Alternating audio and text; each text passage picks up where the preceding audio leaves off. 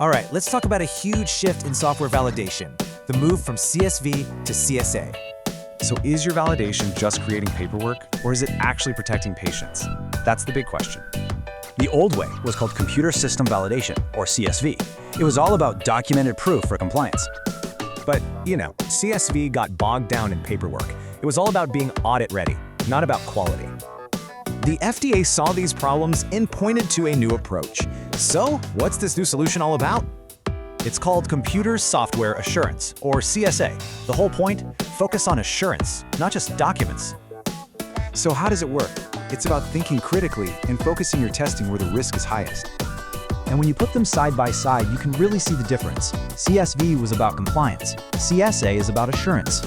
So, it's really about moving from just checking boxes to building a real culture of quality. Okay, so how do you make the switch? It's basically a 4-step process to get there.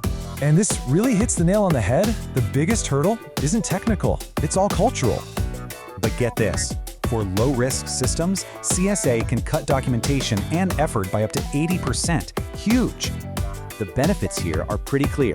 Less busy work, faster implementation, and a better focus on patient safety.